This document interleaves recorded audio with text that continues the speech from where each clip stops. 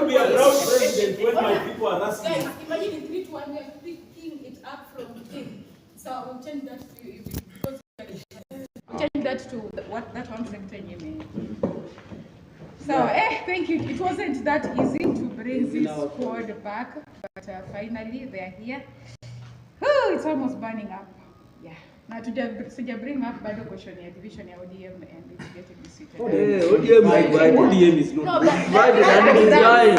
In fact, it's not dying. Sifuna is dying from ODM. It's dying. We only have an old man who sleeps more than and we have a young man from ODM. He's going to die from ODM. ODM will not die. ODM is not divided like UDA. UDA imeshatoa discipline. ODM will not die because ODM is going to make ODM is going to marry. You intermarry with UDA and form government in 2020. How do you marry when you cannot? And Sifuna will be outside. UDA is an important husband. No, we have so many children. With so many UDA is an important husband. With so many concubines, other wives of concubines when you fire nothing. They want us to give them kids. We will give you. We will do by your children. You're firing space. We don't care. We will multiply. You're firing hewa. No. We fire true beggars. We will give you children. We don't negotiate.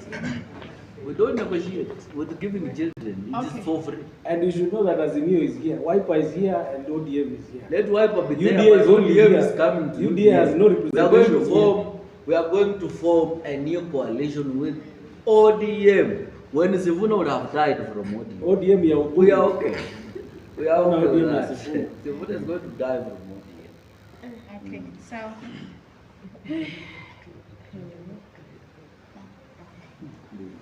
Na hizi ba breaks mnani. Wewe bana wachana vitu breaks mingi hata utakasirika. Wewe mtu asifuna, si ndio? Wewe weka hivi vitu yote. Wewe lakini wewe mtu akona shida gani asifuna wewe? Okay, nasema tu kweli. Wewe kama mtu asifuna wewe. Shida yako ni gani? So uweke show. Okay, sawa. Weka show. All right. Welcome back. People are almost at each other's throat. I will tell you later about that. So maybe let's hear it from our leader. What is that one sector in Kakamega County precisely that you think has improved since the leadership of Governor Fernandez Baraza? Thank you very much. I'm one person who likes being honest and real with politics and also with the leadership. When Governor Baraza came in, just from the very essence that was fronted by the governor then, who was Oparanya, I felt we shall be able to feel the same impact that Governor Oparanya had led the Kakamega residents to. But then, besides residents of Kakamega County realizing the effects of bad leadership, I don't think there is anything that has seen growth or even improvement. Why do I say so? Look at the projects that were started or even championed by the previous government, that is under the patronage of Governor Paranya. None that were yet to be completed are still stalled, with the exception of few that were maybe at around 80% or something complete. So that already shows that we brought in a leadership that has not been able to deliver to the residents of Kakamega County. Secondly, even his own manifesto or pledges that he made have not been felt on ground. Let me give a good example of the Amasi Kumulyango.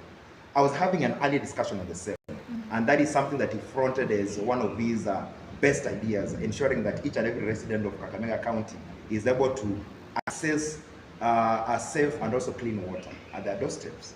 But then the challenge is even those households that were marketed to have received the water, the problem is still the same. We still have got, despite Kakamega County being a bedrock of water, we don't have a challenge with water. We still have got households that lack a basic commodity as water, despite the county government of Kakamega ensuring that, telling us that they'll ensure that each and every person in Kakamega County has got access to safe drinking water. Overall, how would you rate it? How would you rate the performance? Now he doesn't. It seems to me it's a negative according to you. Not even a negative. I think we should even be discussing who takes over, not who is current, because I don't think if he's in office. Okay. Yes. Now, to the lady, so you've just heard it from him. He feels that there's even no one in office, because I have looked for that one sector that he can proudly say that this is a sector that has been improved in Kakamega County ever since Governor Baraza took place. Governor Fernandez Baraza took over office with a debt, and I'm so sure everyone here knows about it. A huge debt, of which he's managed at this third year, or this is the fourth year, I may manage reduce a debt of like 300 billion bob. Si raisi. 1.6 No. billion. 1.6 billion. Yes. Bado si raisi. Si raisi. So he came in kama kulikuwa na challenges. Let us accept that. So, why do leaders Now, hide behind debts? Liz, what? Even the president is also hiding behind debts. Let's just be real. And the fact And that they are there. Debts are there. and debts are there. the fact We that have to be realistic. and the We fact don't that have to hide about that. listen, They have the drained fact development. the fact that Which development? I may try Of the Kakamega County. Ah. listen, Now- listen, the fact that We have I to may be try factual. to manage, I may try to reduce at the rate of 4 years in government as not a political His manifesto figure. was not Now, to reduce that the this debt. is not a political figure. His Fernandez manifesto was Baraza not to alitoka huko reduce, akakuja the na debt. manifesto yake akaongelesha wananchi wa Kakamega na wakampatia kura. So he's really new in Kakamega politics, Kakamega leadership. This is his fourth year. He's tried. Huyu mtu anasema there is no development, huyu mwanaume analeta kwa hii county. You know, since I started politics, na nakumbuka nilianza na bunge la wananchi. My first statement was I cannot support and talk while on an ignorant mind. Are you looking? Give us facts. Tembea. Give This us is facts. scorecard. No, tell Anatembea. us. Tell us the facts. Just hold it. Tell us the facts. ECDs. Juzi amekuwa Kisero. Amati Humriango. Mumia skis kumekuwa na shida ya maji kwa uchafu and whatever. The issue has subsided. Families and households are giving testimonies of maji kwa boma. Selected households. No, not selected. For peer stands led by you and you are. When you say selected, it means you are purporting my leader. No. Our leader as We are not purporting. as That is a selective. fact. This is someone who is representing citizens of the county. Selected. Why? And you know what? That's an accusation. No, and I'm I'm not supposed. accusing you. I'm supposed. He's also doing a PR stand. Okay, we are dwelling on what he has done, what he has improved. I'm still on that. Nothing. That one. The health Yes, sector. Answer the question. Rehema. The health sector. Nothing. If I could borrow The your health minute. sector. The health sector. The health sector. I had my friend talking about the level 6 being, and you're talking about it being stalled. Tukienda kwa ground side na tupige picha. Things are happening. It's Ruto. No. Because of his Ruto, yeye kukuwa na alliance na Ruto, kukaa chini na Ruto kusema Budget yake inafanya nini? Ndio maana Wachana na budget ya Ruto. kama angekuwa na hiyo initiative ya kukaa chini na Ruto aseme Ruto nisaidie kwa hii na hii na hii, hatungekuwa hapo. Rehema, there is a point I want to support. There is a point I want to support here. There is a point I want to support here. Buhungu Stadium imemshinda. Alikuwa because ameshindwa 1 billion shillings. Msiseme Baraza ameshindwa kufanya kazi. Let us be honest. Okay. Let us be honest. Let's give him a minute. Nani ameshindwa? Oparanya came in public when he was launching the hospital near level 6, and he told us by 2020 that hospital will be complete. Why are we not questioning Oparanya? Corona came. No, leave alone Corona. Corona does not decide the budgetary of our country. Corona came. Why are we not questioning Oparanya why he did not complete that project in 2020? Now, Baraza was political. He tried to and fill in what Oparanya had not done. I know Baraza has his own downfalls. He has own misdoings. He has let us down in one or two ways. But let us call a spade a spade. Oparanya swindled money in this county government. We don't have a single project that is complete in Kakamega County. By Oparanya. that has to be justified. You can't We do not have any single. Shamahubu pesa elfu Our alipatia hospital, even Nothing. if I was the governor, Baraza amemaliza. even if I was the governor, Baraza amemaliza hiyo I would have completed those please. Okay, if we can have some Inaisha. Huyu mwanamke alipatiwa 100 million shillings kumaliza hiyo hospitali. Hakuna. The question is, Shamahumu Hospital was under Mama Elsie Muhanda when she was the minister, the CEC for health. Yes. Can she account for that hospital? Let us not call Baraza in for everything. Let me ask Eliud, let's do this. Let's have a conversation. Oparanya did whatever he did under his regime, right? Yes. The question here is very clear. Apart from what Oparanya did, what has Baraza done? Amekuja kumaliza statement ambayo Oparanya aliacha. Atafanya nini kama level 6 iko strong? Atafanya nini kama Shamahubu iko chini? Atafanya nini kama Buhungu iko chini? Atafanya nini kama ECD za center za I'm not standing in for Baraza. Tunaendeleza.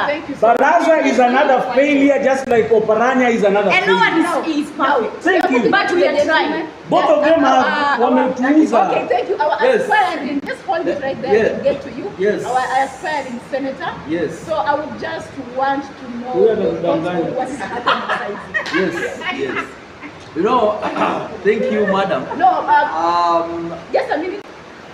My question has not yet come in. I know what is going on. You are briefing. You want to respond to what he has planned. So I just want to ask you a different question owing to you aspiring as the senator of Kakamega County. Yes. Most of the people, most of the Kakamega residents normally feel the moment somebody is elected, they call it, in fact, this is what the youth normally say. Yes. You say an asepa.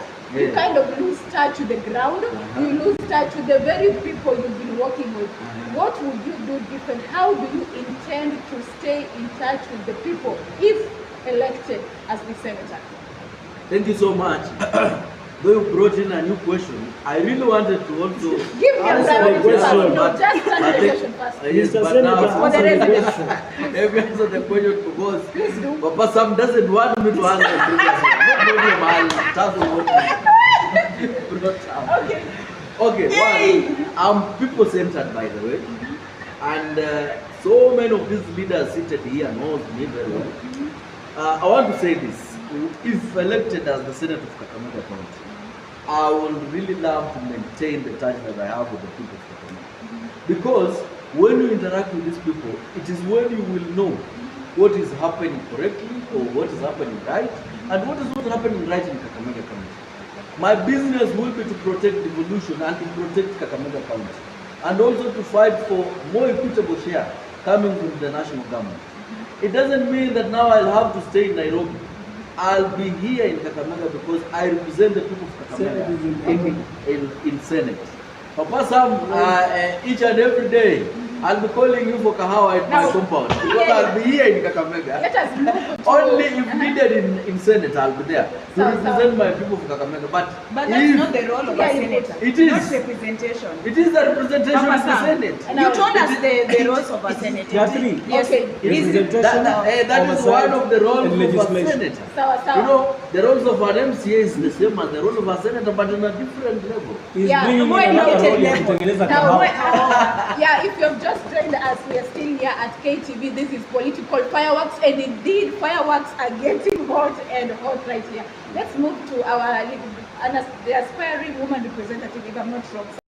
Yes. Oh, really. okay. LCA. You are a member of county assembly. Now you being a lady, I would just want to know: do you think there's much inclusivity? Do you think that women have been well represented? Before you even tell us what you will do to make sure that there's inclusivity. I think as per now, there is no inclusivity of women in leadership. Yeah. There is a very big gap. You find that when a woman is trying to come up, these men are trying to cut the woman. I think we'll these men, Yeah. these men, the They key got word the is leg. these men. They got the leg. You try to maneuver, unapata like uko pale, maybe unatafuta chama, utasimama na chama gani, unasikia unaambiwa like what will you give back in return? No. So unashindwa like Now, let's just hold it there. Now, the challenges that women this is something something very serious that is going on. And Why I don't know these people, but women, we have so many challenges. the lady has just brought up a very interesting thing by saying utanipatia nini utaleta. Are these sexual favors? Let's be open. It's an open discussion. Do you mean that to our viewers who are okay? That is something you've experienced. Yeah, not once, not twice. Hata kando na in leadership, utapata hata inside of looking for an opportunity. Unaulizwa like, what will you do in exchange of this? It doesn't have to be sex. Yeah. Obvious. It can be money. Now, No. let's concentrate on Extract money from our her response. Yes, of course. Yes. Who said that women cannot have money? Who said women cannot have money? Who said women cannot have money? You Who have to said? understand the language. What a man can do, a woman But can it's do true. better. Yeah, there is a language that is saying someone wants money, and there is a language that is saying someone wants to Cut your legs. yes. Okay. To visit you. So what we ever do as ladies to break these barriers, we break the ceiling, because clearly, and most of the people will even say that Western Kenya, now this is not something, this is from the response of Kakamega residents, they are so quick that most male are chauvinists, the men in the house.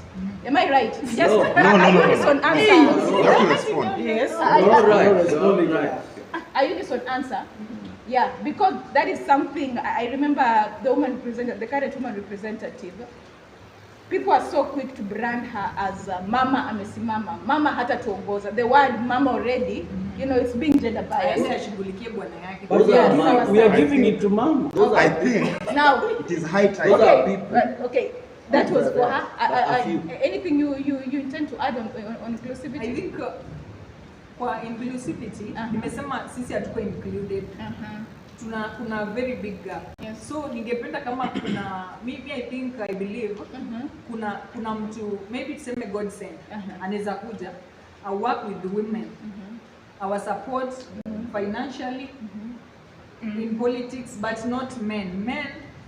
Me, I'm worried with men. Okay, and you know, you being a leader, that's one thing that inspires you, because you are clearly, you're entering into maybe this sphere that is clearly dominated by most men. What is that one thing that has inspired you to have that courage to get into it? So mimi kitu imeni-inspire.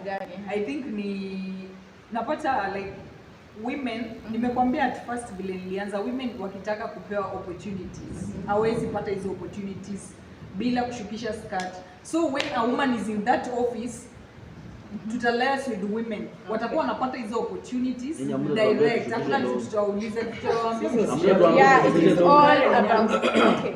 Sawa sawa. Tell us to shukisha longi. This way. I think sawa. Now let us now move to the current thing that is happening in mostly the Western. You could have given the men Madam a chance to respond to this, you know. Representative, let me also respond to it. I support women. Okay. Hate leadership also. Sawa. Yes, and I want also to tell them, to challenge them, that there is no opportunity that will find you at home. Okay. Seated there, doing what you do at home, that one day opportunity will get you there, and ukitoka nje watakwambia shukisha skirt. There is no opportunity that will get you there. We need these people to also come out of where they are hiding from. My friend Amule here, he knows very well that we are in a program that we look for women who are vying, and we never. It was very difficult, in fact, to raise only 5. Yeah. Very difficult. Now, so how are they going to be included if they cannot show up? Clearly, Let them also let them also show interest that we can do this thing. Now, then let us support them also. Yeah. Maybe I'll support you as a woman. as ladies, Yes. and why is it that we should be more aggressive in politics? Thank you so much. Wamesikia huko, as ladies they need to be more aggressive. Yes, watoke nje. Sawa. Now, let's get into something that is happening right now as a country.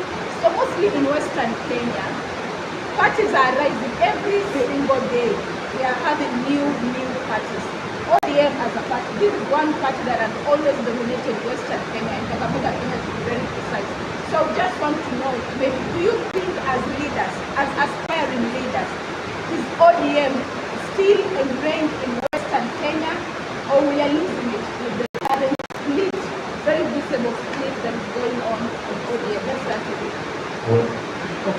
I would say that first of all, I'm not an ODM member, but from what I'm seeing and what my observation is that chungwa limeoza.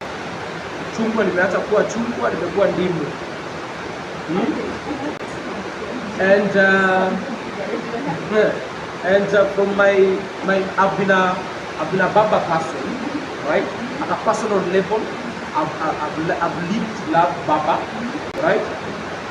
But now the notion of ODM taking the larger part of the Western, now the Luya nation, is a shame. It is gone. It's a shame. I will tell you, it's a shame. The reason why I'm saying this is because, right? Why is it that the Luya nation cannot have a party that can stand for them, led by a Luya? So these are no. What are you saying? I'm saying it because the origins of ODM. Where is ANC? No. Where is ANC? Never voted the support. Where is ANC? Wait. You are right. Where is ANC? Why is ANC when it dies being funded by who? Why is ANC when it dies? Let us be honest. Stop talking about a Luya party. It can never happen. Are you a Luya? Why? It can never happen. Why? Luya. In 2017, Yes. ANC had 8 members of the National Assembly in Kakamega County. That was the strongest party in Kakamega County. It was the strongest party in Kakamega County. That was not a party to relinquish just because of some few billions of shillings. The party was sold. Let us not talk about Luyas. Let us not talk about Luya leaders. No, we are saying let us talk about political party. Where do we fall as a Luya nation? Yes, we are Luyas and if we did not hold on ANC, if Madi mess doesn't mean that any other Luya can mess. No. So we are Luyas and Luyas our business. We are going to come out. ODM must not take over Western. What is ODM? We will come back to you. Now over to you, Samuel. ODM is Sifuna, Sam. Okay. ODM is Sifuna. Over to you, Samuel. Samuel, we are all listening to you now. Over to you. Do you think ODM is losing its independence? Because clearly there's a faction that has been formed in ODM. One being led by Sifuna calling themselves Wananchi, and the other one, of course, being led by party leader Oburu. Are we losing? Is ODM losing its independence? ODM is getting strong. A house that has not experienced quarrels can never know how to manage on storms. So ODM is getting stronger. We are only experiencing storms in ODM. We have not had a split party from ODM. You know, there are tight things and most difficult things that are happening in other parties like UDA compared to ODM. After all those things, ODM is still intact. People are fighting from within. It's an internal dispute. It is an internal dispute. Nobody has gotten out of ODM. UDA has lost DCP. UDA has lost Halwale's party. So those parties have come from UDA. Nobody is talking about that. Yeah. But ODM, we are fighting and we are still inside the ship. Now, being inside the ship, this ship might just be. The problem with this ship is that the problem with this ship, or the challenge in this ship, we are trying to see some yellow colors in the orange. That is the only problem, and that's the challenge that is coming in here. And let me tell you, it is political. It is political. You divide and rule. So what Ruto is doing, he is taking advantage of what is happening in ODM, and he will get a chunk of the people from ODM. Let us be honest, Ruto must come out of ODM with a chunk of people. Take it to the bank. But what I'm so sure about, he will come with a little chunk. Am I right by saying he is dividing ODM? He has divided ODM. He's not dividing. So he has divided. You know what these people are not telling us? You know, let's be honest. Let's be honest. Raila Amolo Odinga, Baba, may he so Wrote rest in peace. ODM in the government. Wrote this. The old man did not sign a coalition with UDA. He did not sign. Are you sure? The only thing that Baba signed was a 10-point agenda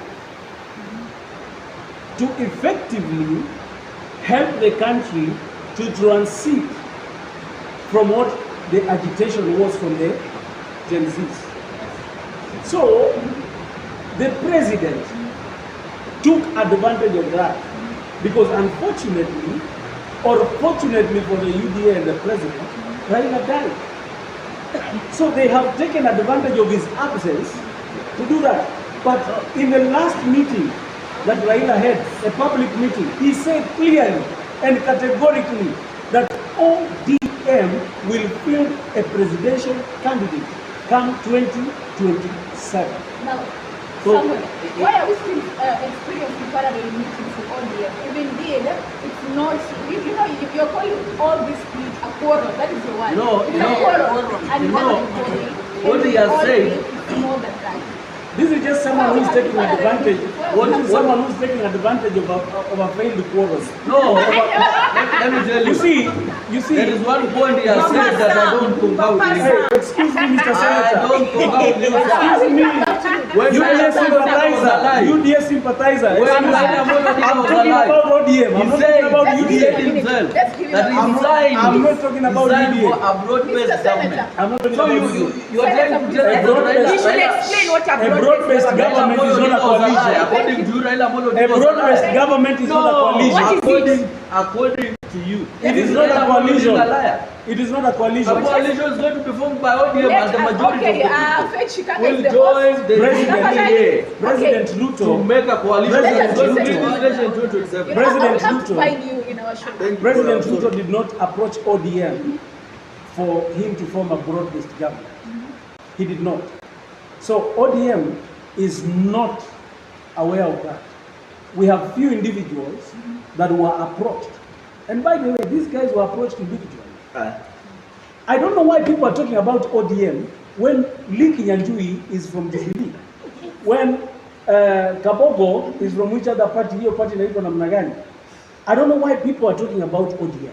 Azimio, that one is now the I don't know why people are talking about The ODM. wider Azimio. Because the wider Azimio has got so many parties Yes. also that were incorporated in this broad-based Under government. the leadership of Raila Amolo Odinga. Okay, the fine is final. You will have to pay. I think I saw William Ruto going to Sagana.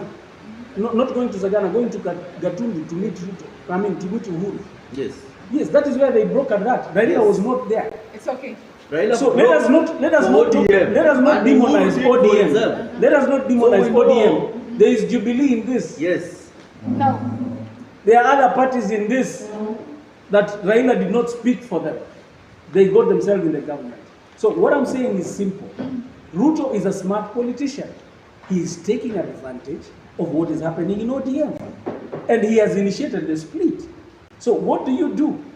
If the fight, wanasema kwa Kiswahili, vita vya panzi, furaha nini?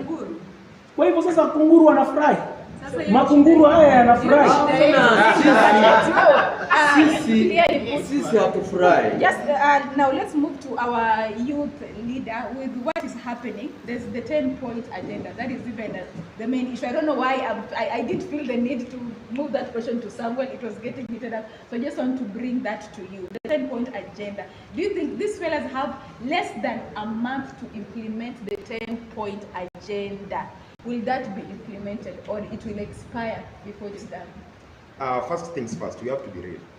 Na we are in the week of Valentine's. Na we have to be factual. Are you trying to say this? Ukipeleka msichana nje, I like the mention of that. It's cooling the temperature. when you take your girlfriend for that dinner, and after the dinner you only see that she has posted the food and herself.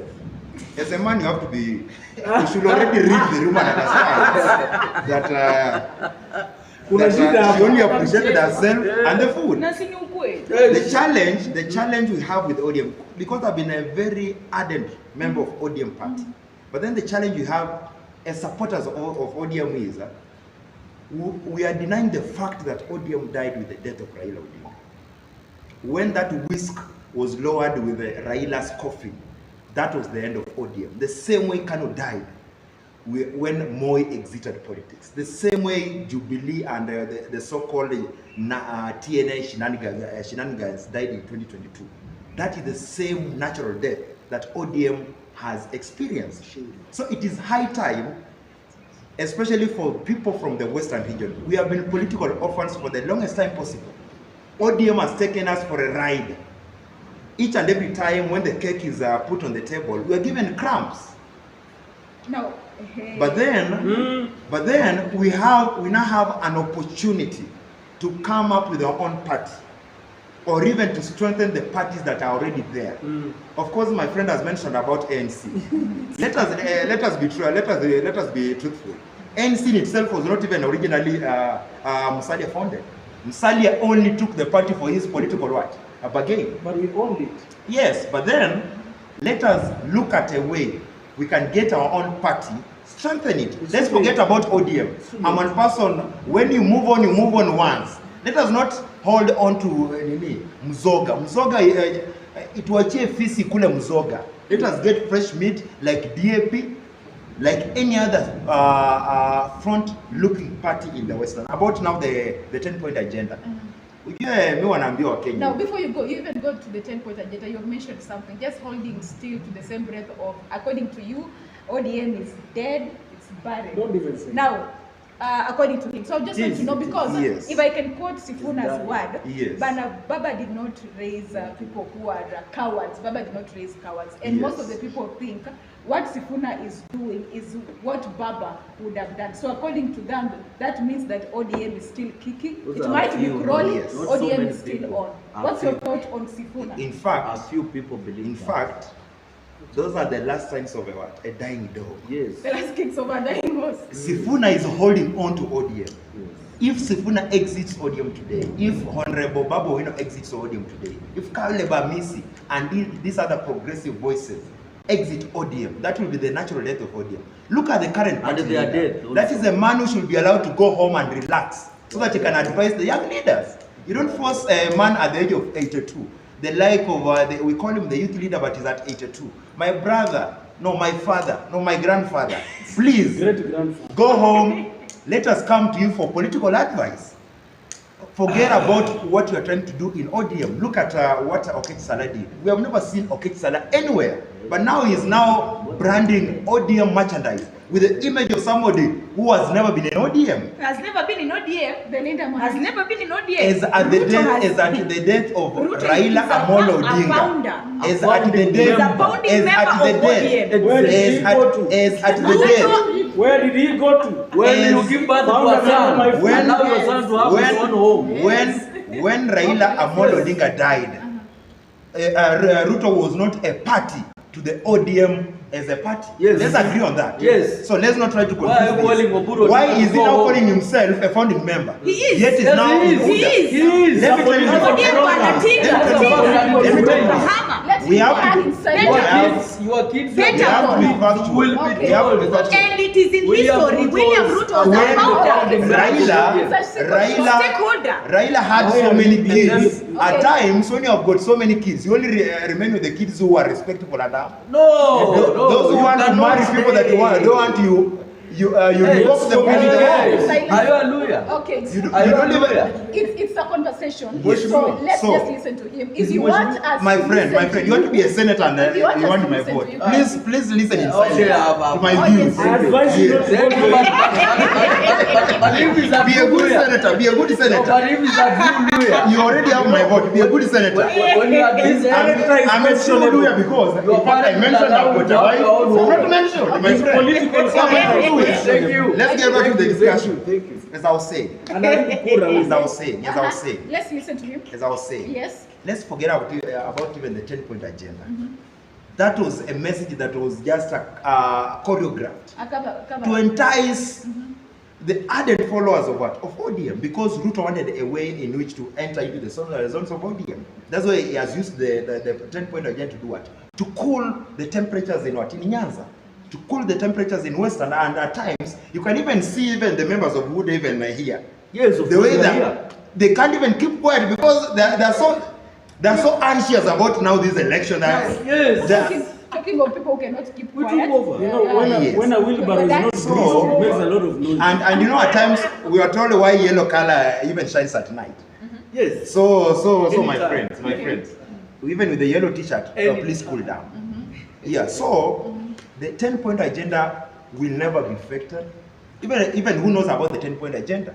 We are just told that there is a 10-point agenda somewhere, but even Kenyans, even the ardent supporters of what? It's very clear. It's written. It's talking about extrajudicial killing. It is nowhere. We have never seen what are the 10-point agenda. Tell us. You are the senator. Thank you so much. Now, Sifuna sign. let us head to Madam, who clearly I know. Why are you mentioning Sifuna? I know. About the 10-point agenda. I know you want to come like that. Okay. Sifuna is not a competitor, my friend. He is the Secretary General. Sifuna is not a competitor. He is national. He is national. You will crash in the Senate. He Keep is quiet. national. You will crash in the Senate. Keep quiet. Let's listen to the lady, please.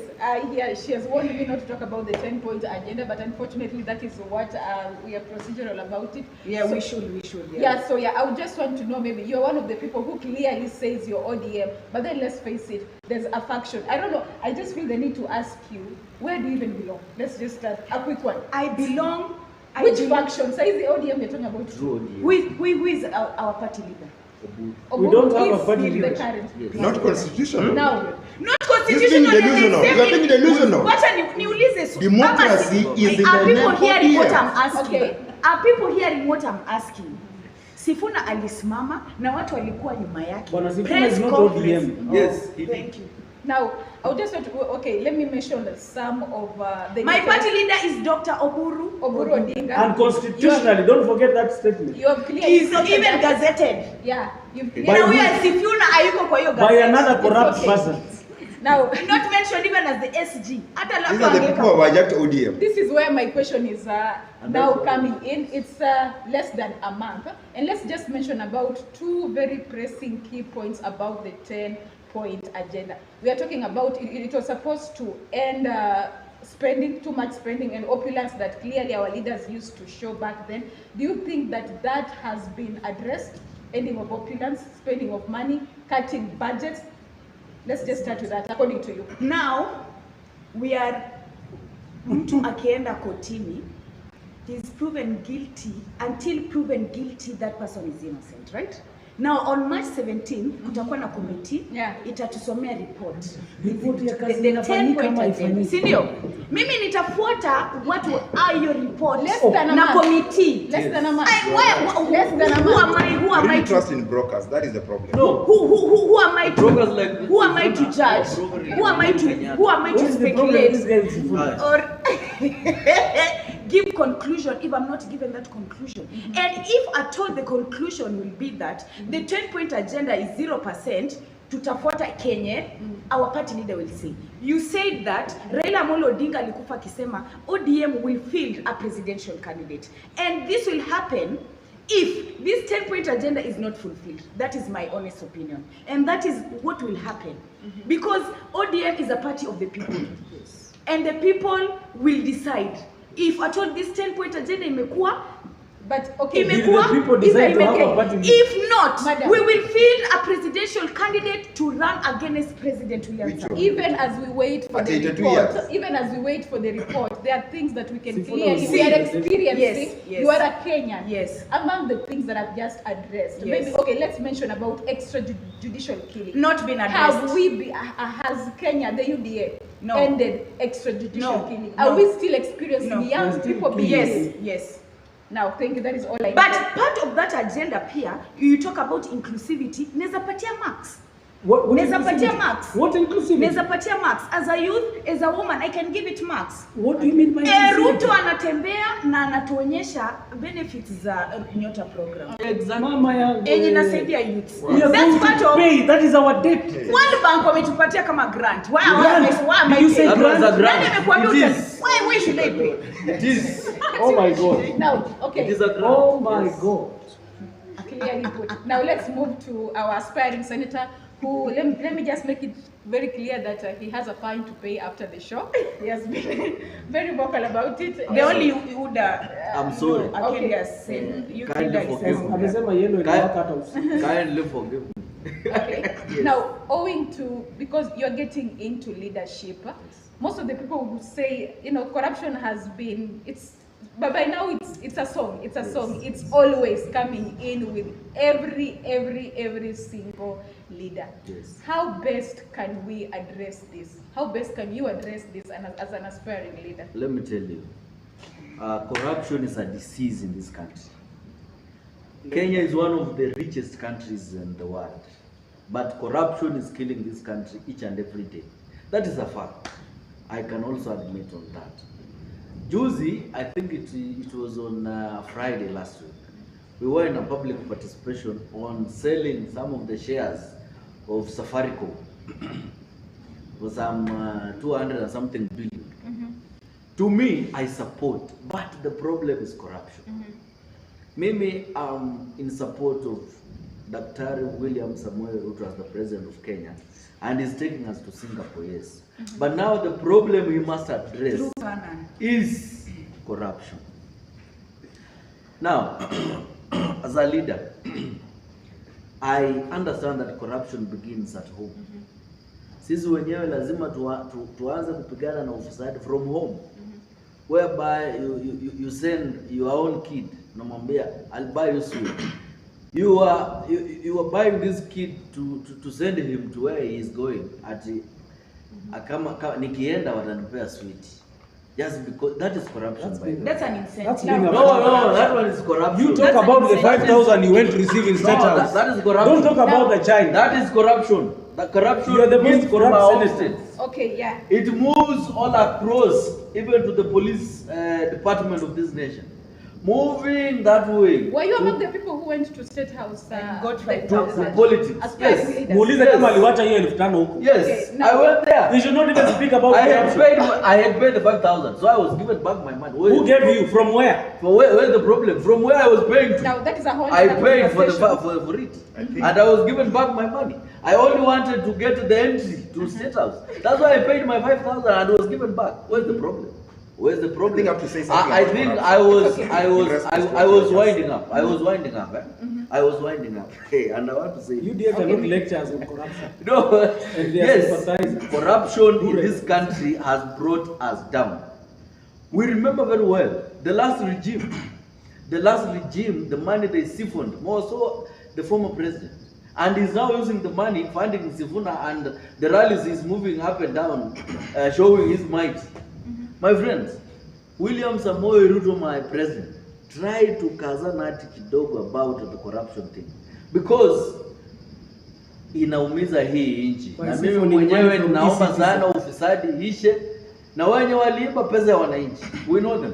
Let them bring the money back or let them rot in jail. Na kama hata yeye pia aliiba ama hakuiba, wakati anamaliza term yake na kuna ushahidi, pia yeye afungwe tu, it is okay. We want to end corruption in Kenya. We want it to be like in Japan. Whenever you think of doing corruption, I'm banning with the Raj. unanyongwa. Last but not least, It's a response Yes. before you complete. It's more like a response to what you have Yes, alluded to. but So also let's give he him a minute. had a statement that I Time never please. responded. No. You restricted. Okay, it's okay. I have to say Yes. something. I'm banning with the Raj. I have to say Yes. this. Let's listen to him. You know, it's very unfortunate that I've already accorded you my vote, and you are being flowery about corruption. Yes. We have to be true about who true leaders are in this Yes. country. Yes. You don't tell us that we have to start fighting corruption from our own homestead. Yes. True leaders set the vision of where they want their country to go. Through a great leader that we can have in this country, we shall be able to end all these issues we have in this country. Look at Singapore, look at Malaysia, Where look we are at going. any of those countries. Yes. None of those leaders complained about their citizens. Corruption was handled at the helm, at the leadership. So we have to hold each and every leader responsible for that mandate that has been entrusted to them by the citizens. Yeah. Let us not blame the families. They are copying from the leaders. When you see the head of state giving out cash, millions today, millions tomorrow, yet we know the salary of the president.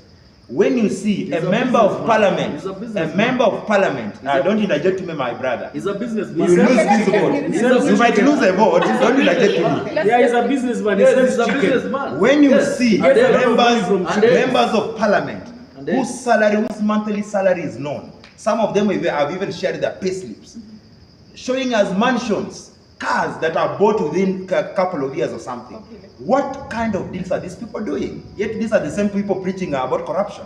We have as Kenyans to start electing leaders of integrity. Yes. You cannot entrust an hyena to take care of your yard of sheep. Then when the sheep starts getting lost, the hyena tells you that I'll now start protecting what? The sheep. Let us get a sheep to take care of other sheep. Let us free our systems of governance from hyenas. And you have to be true. You know, I don't hate any leader. I only hate somebody who doesn't take their role as a leader seriously. And we have to hold our leaders responsible. And when I hold a leader responsible, it doesn't mean that I hate them. The things I love about Ruto, the things I hate about Ruto, Okay. the things I love about Baraza, the things I hate about him. So we have to call them out for the things we hate. The point is And clearly have to say this. Okay. I'm If, running out of your President Ruto wants a second term, and I really support it because he has shown it, let him end the menace of corruption by showing us by remaining as the leader to end that menace. Now let's take it from the aspiring leader. I just want to know maybe the state of the current senator of Kakamega County. Do you think he's doing much oversight to the governor? Truth be said, no. Because this man is focusing on being a governor. So he has forgotten his own roles. Saizi he's in campaign mode of being the governor of Kakamega.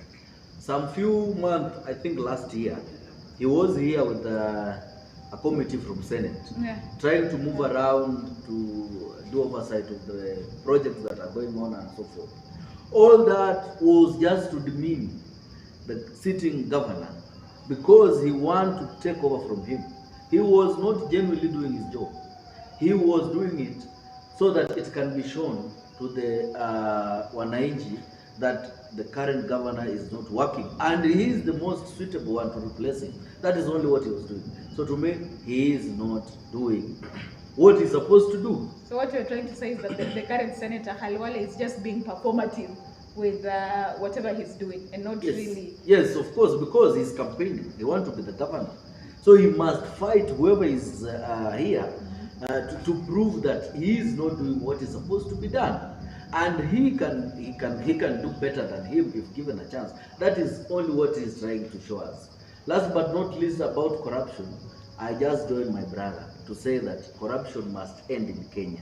We must have a corruption-free country so that we can get to Singapore very easily. In fact, in less than 5 years. Now, If corruption is gone, and we will get there, we might get there without Papa Sam because I don't want to go to that Okay, Singapore. we will go I back. don't want to go to Singapore. Yeah, we will go back. We will want to know even the route to Singapore. Is it even a reality? We will talk about that later. Yes. So let's move to the aspiring MCA.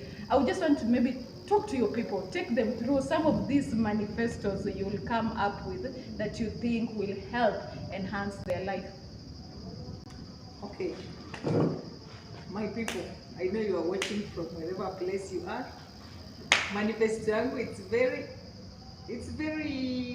it has only a few elements. Okay. Not large. Yule naona watu wakiwa na manifesto kubwa. Zangu si kubwa by the way. Zangu ni tatu tu. I think number one yenye inatu diminish sana sisi kama wanawake. Na pia nimeona pia kuna watu wengine pia wanakuwa diminish ni watu PWDs.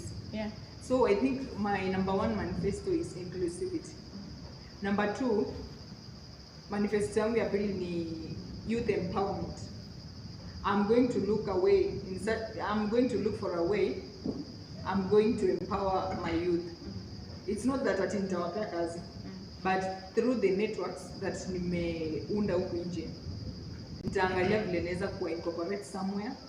So saizi mambo ni mengi, kuna watu wanafanya vitu different huku nje through NGOs, unaona. So I would like to introduce them to such things so that wajue hata kama hakuna job kwa ofisi, kuna kitu ingine different wanaweza kufanya. Then manifesto yangu ya tatu ni education. I think saizi education iko at stake. It's not really good kwa sababu kuna vitu zimekuwa zinanitouch sana vibaya tu. Kuna wanafunzi wenye umepata wazazi wengi wameshindwa kupeleka watoto shule. Now let's just hold it to that hapo. Wazazi wengi wameshindwa kupeleka watoto shule.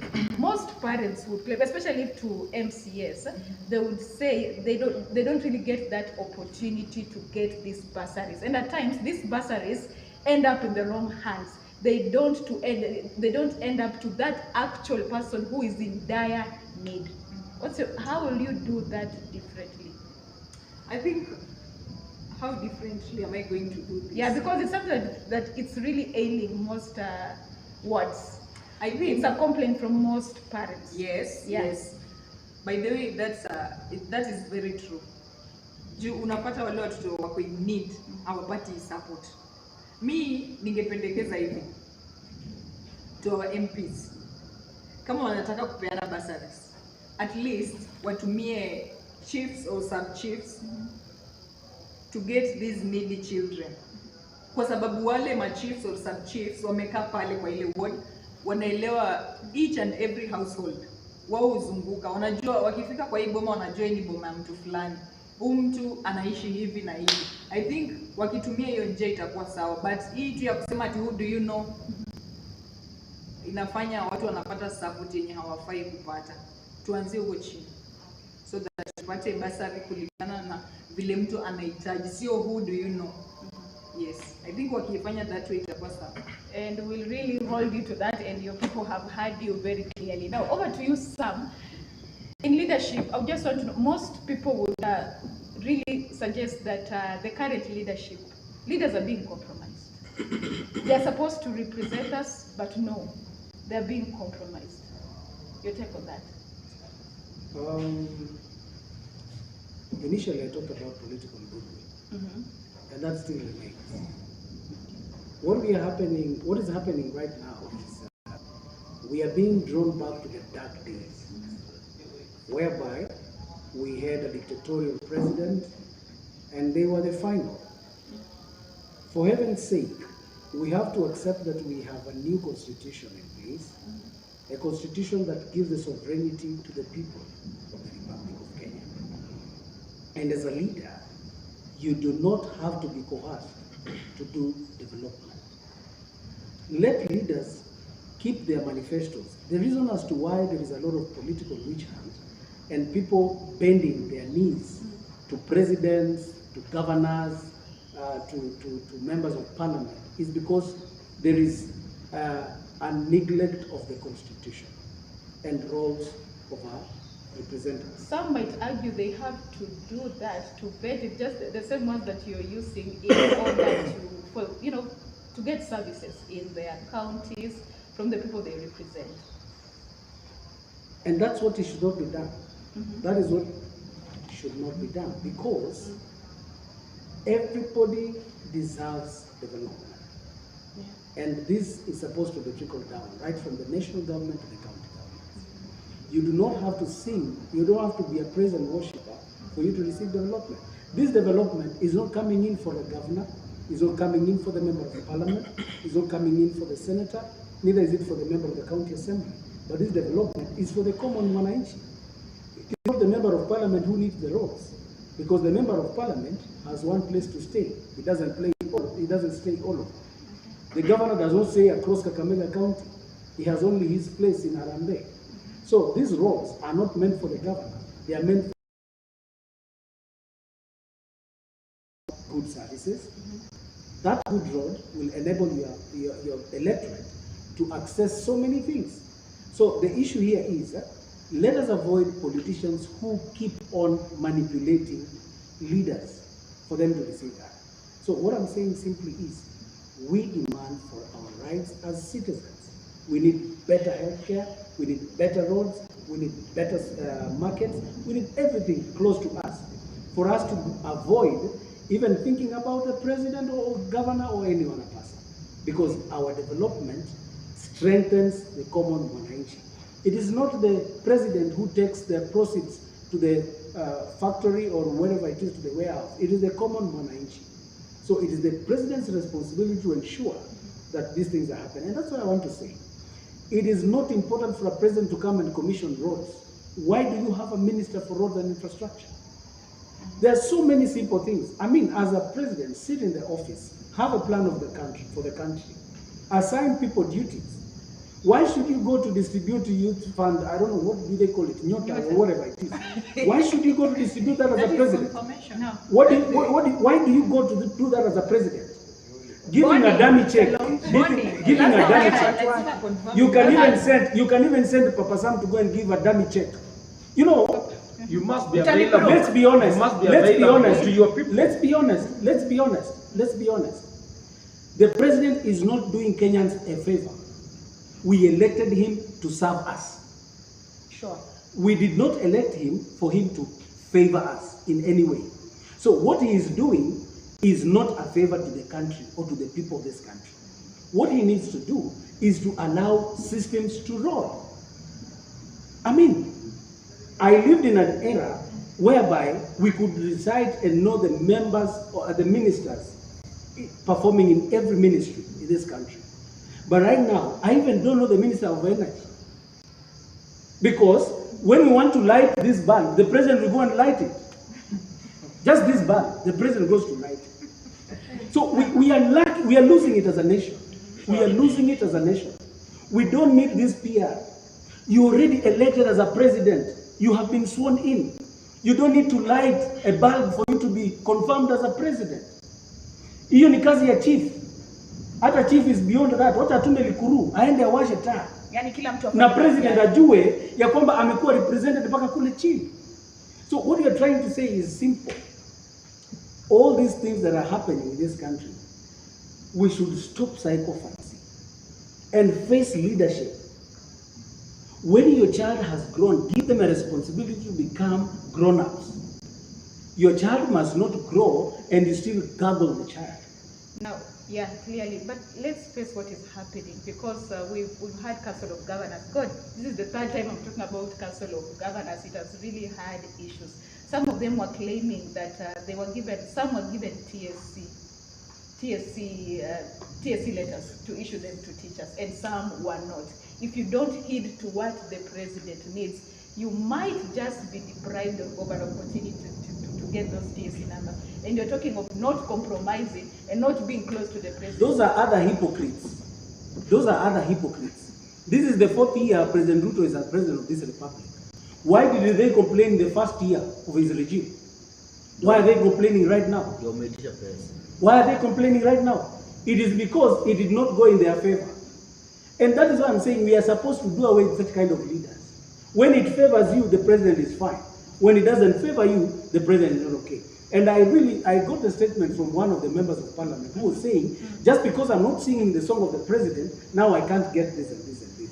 My friend, you did not go to that hall, sit for that exam for that teacher to become a teacher. That teacher went there and sat there. It is not your responsibility to employ. Na hata yeye akipewa hizo barua, he does not give them the way he's supposed to do. Pia yeye anapeana corruptly. Yeah. For those who now sing President Ruto's hymn, so you're an aspiring leader, right? No, I'm already a leader. I don't want to be a leader. I'm already a leader. I don't aspire to be a leader. What I'm saying is, this country needs straightforward people. And that is why, let's be honest. Kenya, I'm telling you, take this to the bank and mark today's date. It is 10, right? Mark today's date. 20 years to come, inshallah, Kenya will not be like Singapore. And if Ruto is the president for the next 20 years, now, Kenya will not become Singapore. Papa Sam, you don't think that the president's statement of saying we are heading to Singapore, you don't think of it as being a progressive statement? You saying we're not going. That's mediocrity. Retrogressive, Ako pessimistic sana. That's mediocrity, because let's be honest. Okay. You can't talk about Singapore because the way Singapore got to where they are is not the way Kenya will get to where they are. Singapore got to where they are in 1970s and 80s. which it cannot happen right now. You cannot go to Singapore when the president is someone that feels like they should have land across the country. You cannot go to Singapore when the president or the deputy president or the governor feel like they should have business across the country. That is not how leadership is done. So Singapore cannot be, and Singapore cannot be taken by politicians. Singapore can only go, we can only get to Singapore when we allow businessmen to do what they're supposed to do. Because those are the people who get finances, they know how to trade, they know how to invest. It is not about politicians. So when politics gets into development, the development agenda is null and void. Now let's move to our aspiring leaders. I just want you to look at that camera. Imagine you're talking to people from Sheywe Hotel. I want you to talk to them. Tell them some of these manifestos that will put in place to transform their lives for the better, of course. Right. Thank you so much. Once again, I want to say that for me, what I'm looking at, especially, is the voice of the youth and the parents, because parents are feeling like education has no meaning. Even the youths who have gone to school feel like it was a waste of time. Now, what I'm craving to do is to create a space where these youth can know there is an opportunity for them in government in terms of access to finance, right? Kilimo Bora, smart agriculture is available. So information is power. We have so many things that the youth can do at a self-employment level, and they will produce. They will stop lamenting about the aspect of unemployment, right? So that is one key thing that I'm looking at. My friend from Shirere had talked about having non-governmental organizations. Okay, before we move to that, still on unemployment, yes. Do you have any programs in mind, perhaps, to tackle unemployment? Because this has always been the loudest song. Any programs in mind, perhaps, any initiatives you have? Last time I was here, I was sharing something to do with the apprenticeship. Oh. Apprenticeship is something that personally I've tested and it has worked. So far, out of the test that I did, or a pilot that I did, I have 30 young men that I can account for where they are and what they are doing, right? So what we used to do is, I attach you with somebody who is skilled in doing something for a certain period of time. 3 months, 6 months down the line, you're a pro in that thing, right? If you want to be a designer doing gypsum or electrical, I attach you with somebody who is doing that thing for the next three months. You pay this person in terms of, helping, giving back to the community. People need to understand that the aspect of giving back to the community. So that is an initiative or a program that personally I've tested, and I have seen the results. Yeah. So to answer that question, that is basically what I can say. Something that I will look at. Yes. Now, even as a leader, let's face it, precisely MCA. Most people claim that MCAs nowadays, they focus so much on the allowance and forget about legislature. How would you deal with that? To some extent, I would say it's true. And it is believed that as a leader, if you stand alone, you'll be faced harshly, right?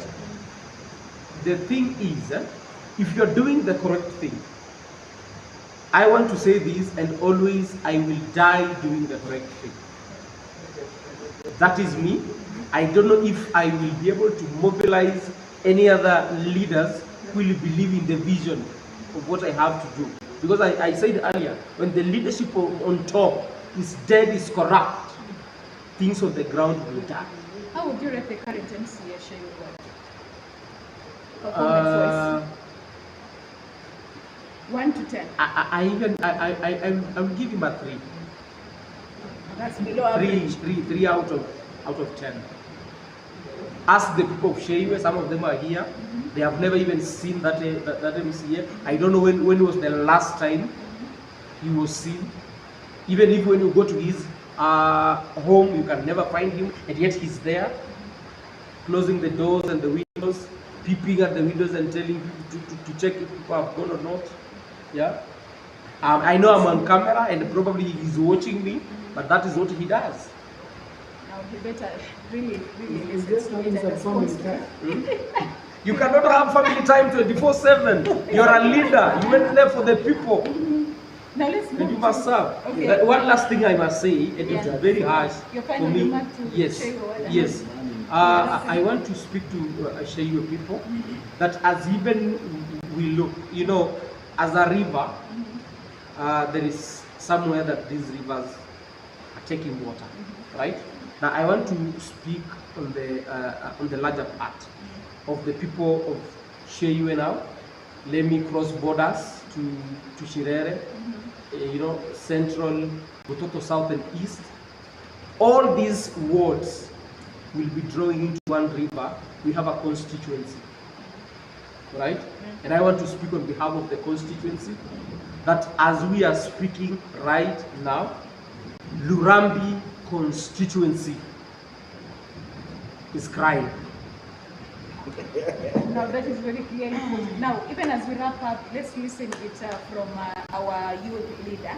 I've called you a youth leader. That means young people are really dominating. In fact, it's statistics have it that in 2027 will be the year that most young people will be heading to the ballot. So I just want to know, maybe as a youth leader, do you think young leaders are ready to take up leadership? Or these are just the same old politician in different faces, in new faces? Are they just trying to disrupt the status quo? Thank you very much. First of all, I'm a person and a champion of the young people. So I'm one person who is very optimistic about the young leadership, considering that if you feel the old generations have failed us, it is upon us now as the young people to take up that mantle and see that that change that we feel should be done is done. Are they intentional about it? So this is what I'll say. These are, and you know, these are an open message to all the young aspiring leaders and even the young people who are in this country. First of all, understand we've lacked proper mentorship. So what you have to do, as much as you are getting into leadership, let us tap into mentorship from people who have been there, people who can help us and who can help us to steer that ship to the next level. Secondly, we need to be lovers of literature. You know, at times I'm always perturbed when progressive ideas are crushed on social media. But then, anything that is retrogressive, for instance, I saw the other time, as people are discussing about the Nyota program at the onset, there was another contrary, and not the Nyota program, but about money that had been siphoned from the health ministry. There was another counter narrative about somebody that whose allegedly sex steps leaked somewhere.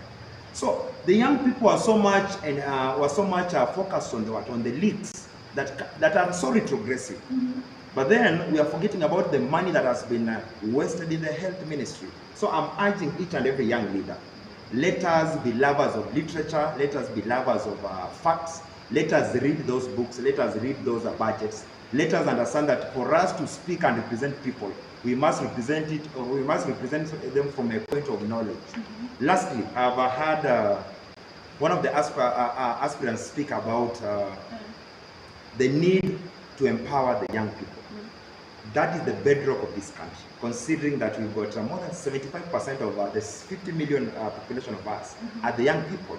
So unless we empower these people, and how do we empower them? First of all, for our member who is getting into the Senate, and for our two aspiring MCAs, and I wish that you all get into that county assembly, because I think you've already shown the capability to lead the young people and also to lead your constituents. This is what you have to do. Ensure that all this money that is spent, that is distributed to, to the MCAs, to the MPs, to the governors, and even to the president as bursaries, is put into one basket and given or handed over to the Ministry of Education. We can have free primary and secondary education if we put all that money into one basket. so that we remove this aspect that my friend has called it,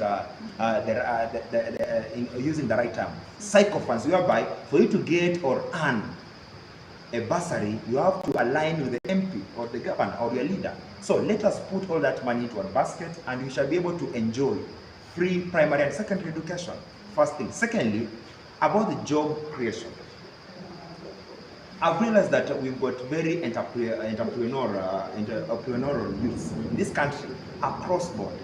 There are so many open opportunities, not even formal, some are informal, but I believe if we are intentional about getting jobs, we have to do what one of the panelists has proposed. Let us forget about political solutions. Let us think about the private sector. Let us think about the leaders of industries. Let us think of what can entrepreneurs of in this country and even foreign investors do to make sure that there are jobs are created in this country. Politicians will just tell you anything, because it was once said that a politician's mind one pill. How will they be elected? Okay.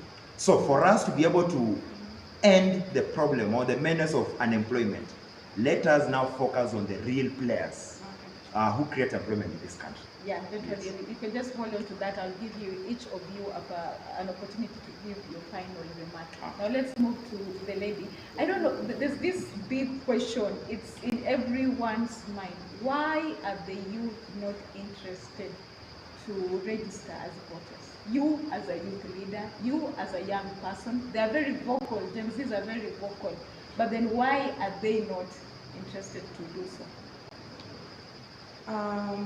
Thank you for that question.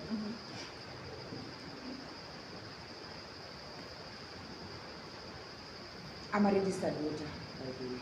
Clearly, you are. I am a registered voter. So answering that question, and anyone I walk around with is a registered voter. So answering that question, nitakuwa nakwambia uongo, because I don't know. I don't know why. Anyone who sees himself or herself in any sphere, political sphere, economic sphere, social sphere, to make it in this country, to make it in life for a better future, you need to take unafaa ku register as a voter and cast your vote. Because these are the leaders who shape the country. We are the leaders who shape. We are supposed to vote ourselves into the system to change. So if asking me why are youths not registering as voters, I might give you false answers, because maybe I don't know of any, because I don't associate with people who haven't registered as voters. Any youth who was not registered as voters, kama ni boyfriend tunakosana naye, because tutaenda kama hutaki kupiga kura, what are you doing? Utasaidia mimi na watoto wetu aje kama hutaki kuweka sauti yako kwa kura? Kura yako ni sauti yako. Yes.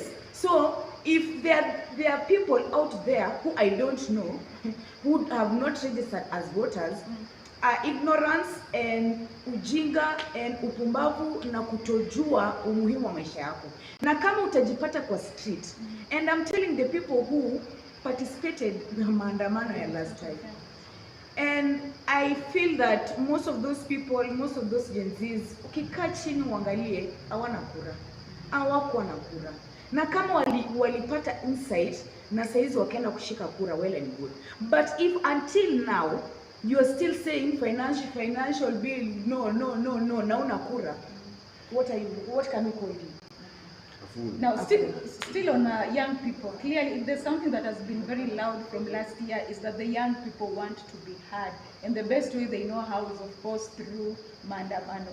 I just want to know, maybe, do you think that as county government, Kakamega County government, have the youth been brought to the table? Yes. Or represented, rather? Yes. We have representatives in the county executive and I'm a chief who are youth, Gen Zs. They represent the youth. Okay, by owing to their age and them representing, are our voices being heard, represented in the youth, in the county government? Faith, I would like to because you only age too. I would like to make it clear. Since at the beginning of this year, this is January, February, since the beginning of this year, we've had public participations that require youth, people with disabilities, and women to be present in those public participation areas. Trade involvement, inclusivity in institutions.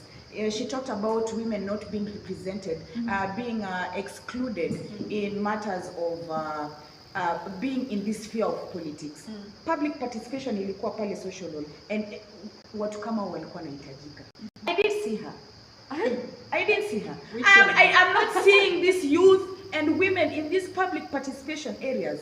Now, how will your voice be heard when wakiitisha public participation, wakiitisha forums ya nyinyi kupatiana ideas and suggestions, you're not around? While some might argue public participation doesn't really represent what the public... How will you underscore something that you do not participate? That is another conduit of corruption. How will you underscore something that you've not participated in? Now, it's the same thing. How will I judge Governor Fernandez Baraza and I did not vote? Am I okay? Unaulizwa leo kama wewe mwanamke, tukikupatia pale stall, tutaweza kusaidia aje uendeleshe hiyo biashara na whatever. Wanaangalia hapo, kuna mtu hapo ni wazee. Okay. Nini? Your final remark, even as we wrap up, your final remark. My final remark is we need to be in these spheres and make voices. We need to fight for our positions. We need to fight our positions in that seat. You need to make yourself heard. Venye tumekuja hapa aspirant, she's come here. Members and constituents of her ward wamemsikia. She's fought for her space. Niko hapa kama youth leader, naongea issues ambazo youth as me I'm facing. Nasikika. My voice is being heard. Right? So if you do not fight for your space, if you do not wake up na uchukue jembe uende ulime, hautaikula. So we need to be proactive and do what we're supposed to do as youth. We are vibrant. Tuko na nguvu. Why are we at home and we are supposed to be at a particular place? Clearly. Kujituma, period. Yeah. Yes. The youth should be expressive enough. Our senator. Yes. Sorry, Senator, I just want to give you a chance to talk to your people, take them through some of these programs. If you have any program in mind, any initiative that will transform their lives. And I'll give you a final remark, even as we close. Okay, thank you so much for having me. First, I want to address my people of Kakamega County. I know that we have the young people, we have the old people, and each and everybody. Na wote ni wa muhimu ndani ya Kakamega County. One, to my fellow young people, you must register as a voter. First, you must participate in these elections as a voter or as somebody who is also vying. Then after there, when you are not satisfied with the results and something of the sort, when you are now on the streets peacefully demonstrating and asking that your voice be heard, to me you will be doing a good thing. But if you doesn't vote the same way my sister here said, then usipatikane kwa street. Ile yenye rais alisema kupige risasi kwa miguu ifanyike pia.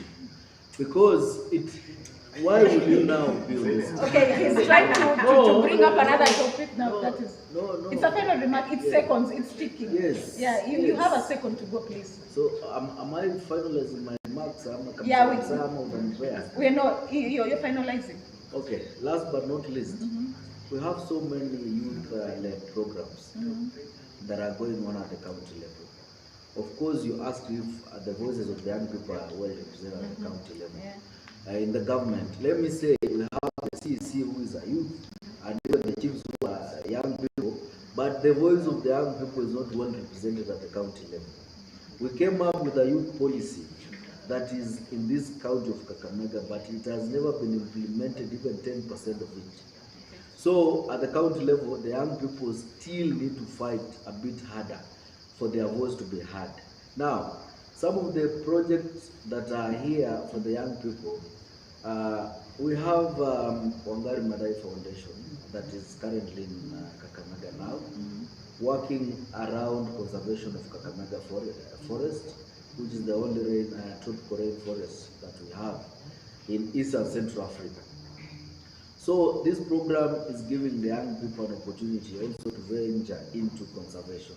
So the young people vile wamesema mjitume na tumekuwa na opportunities mingi, tumeadvertise, watu wameapply and all that. So tujitume. Last but not least, under the waste management, we also have opportunities in waste management. We know that Kakamega is suffering from garbage katikati ya town na hata kwa estates ambazo tunakaa. We have so many opportunities in that sector through the organization that is implementing it here in Kakamega called Practical Action. So these are so many other opportunities for the young people. We have them. When we will have a good time, we'll share them and how they can do so that they can benefit from these projects. Mwisho mnipigie kura 2027 ikifika, tunyoroshe Kakamega, tuelekee Singapore. It's okay. Now let's move to our aspiring member of county assembly. Maybe your final remarks to aspiring leaders who are even ladies who want to get into this space that is heavily dominated by male, and your final word to your people, of course. Oh, my people. What I'm just going to tell you is that women, just come out. Mjitokeze, mkuje tumenyane na hao wanaume. It's not that we are less in anything. We are not. Okay. Wakuje tumenyane hapo. Kakaangu hapa vile anauza sera zake, sijaona mwanamke senator, sijaona mwanamke MP, sijaona mwanamke, hata sijaona pia hata president can be a woman, by the way. Sijui mbona wanawake wanaogopa. We can, yes we can. Yes we can. Mkichange your narrative ya kufikiria that women sisi ni wa huku tu kitchen na kwa nyumba kuangalia familia. Pia sisi tuna stand out. We stand out in every opportunity that is there. So mimi ningependa kuambia tu wanawake wenzangu wajitokeze. Hakuna kitu ngumu hapa. Tutauza sera. Sera ni ujipange tu na ujue unataka kufanyia watu wako nini na ujue challenges za watu wako. Ukisimama pale unawaambia naelewa challenges zenyu ni hizi na nikikuwa pale nitajaribu kufanya 1 2 3 na make sure hata usipofanya zote ufanye moja ama mbili. At least you can account for. Then kitu kingine niwaambie tu youths by the way, kuna penye tuna mess. Register as a voter. Our voice, our future. If you don't have a voice, you don't have a future. So mimi ningewaambia tu register as voters. Then kitu kingine nawaambia tu mambo ni matatu. Mambo ni mangapi? Matatu. Number 1, akili kichwani. Number 2, Mungu rohoni. Number 3, pesa mfukoni. Hiyo tu. Yeah, it couldn't end it any better way.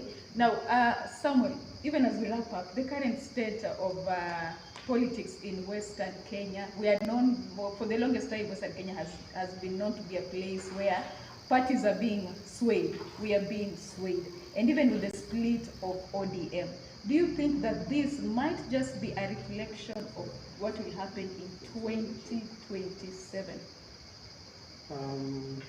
Thank you. What I know is Western Kenya is still ODM dominant, and that is what is going to happen. What I know is that what we are going through right now is just a turmoil, but at the end of it all, we still have a party to hold. So Western Kenya, I can boldly say that we are still ODM. It is still an ODM base, and we are still strong. You don't think what is happening might hemorrhage it? As I said before, it's making us stronger because we are fighting from within. We are not running away. We are not leaving the party. We are there. Hapabanduki mtu. So our fights are making us so much stronger. And trust me, by 2027 we would have had a strong political party leader. We will have had a strong party with strong people leading the party, not the people who have been gazetted because of political interests, just to satisfy 1 or 2 or 3 people. But we are going ahead. We are going to have a strong party, and I know Team Sifuna is strong. Yeah. However much tempting that is, he's really tempting us to get into another conversation, but I will not advance to that. That is what he's clearly trying to do. So maybe even as it's all about strong ideas, strong everything, give us your final strong word about youth and politics. My final strong word: youth, don't concentrate on registration as voters. Concentrate on electing good and qualified leaders. You cannot elect without. You can have your votes and elect wrong people in the office. So the issue is not about registration. The issue is not becoming a voter. There is nothing new about becoming a voter, because after all, there are so many people who have voted before you came in.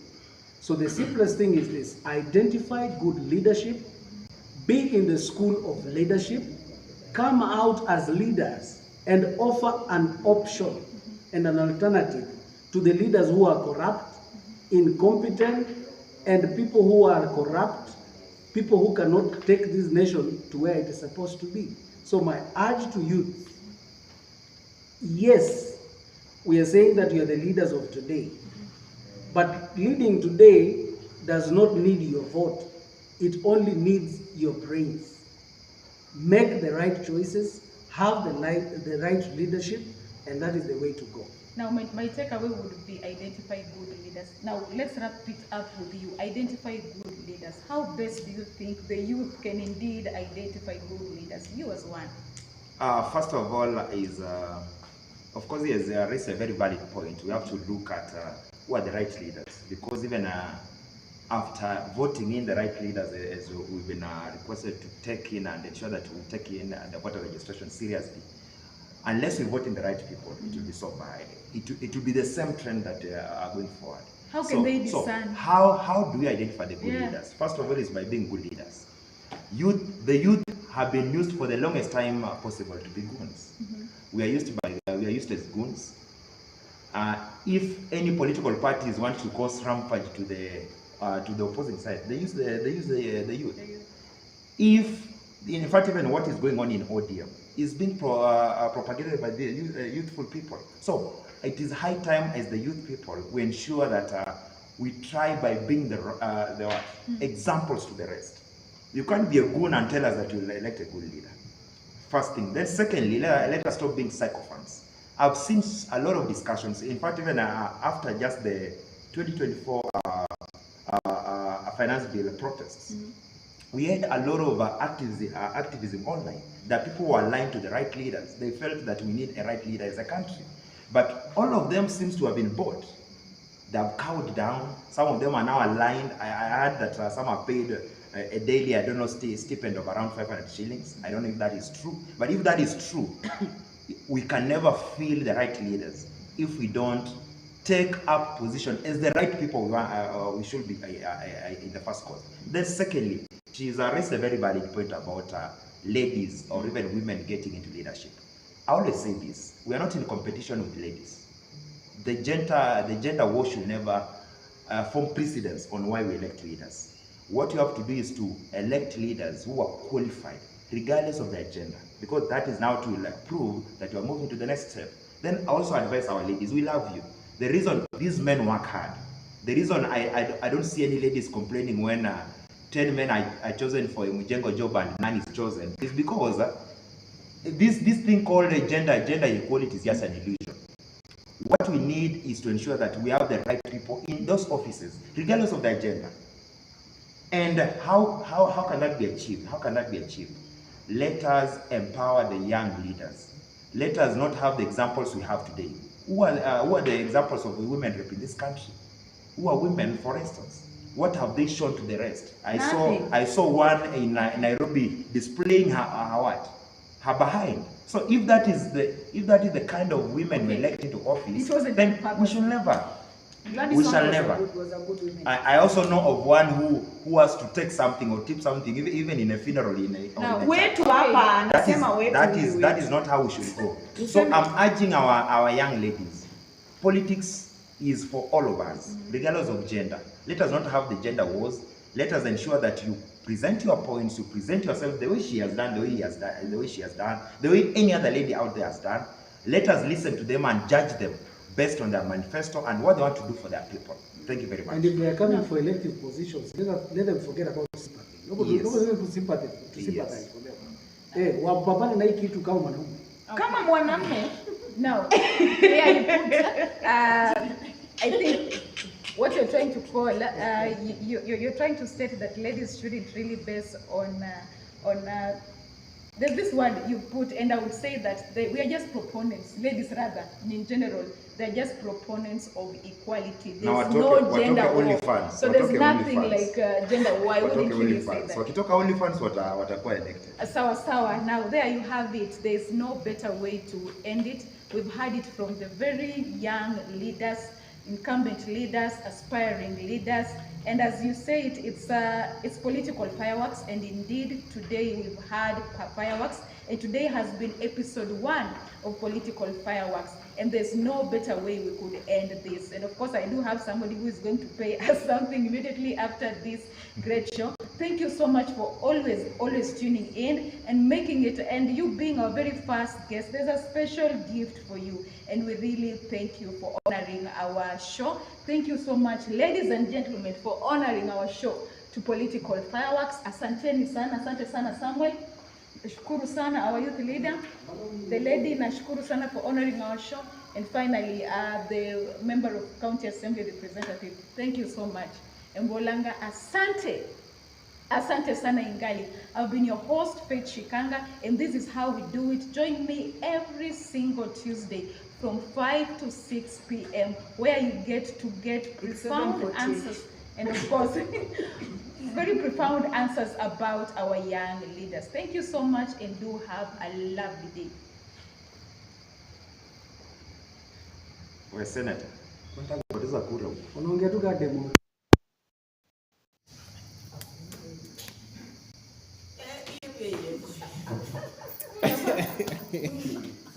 Wewe, kwani mmoja kama hiyo? Ndio hujakata.